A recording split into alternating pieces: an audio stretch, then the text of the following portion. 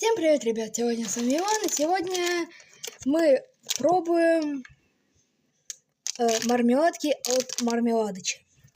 Да, все знают его. Ну, и я нашел их в Экспрессе, как это было бы странно. Внутри кислые мармеладки. Вот такие вот.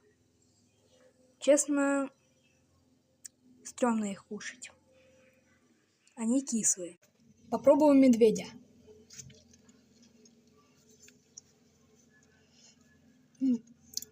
Реально кислый. Ну, короче, просто кислые мармеладки.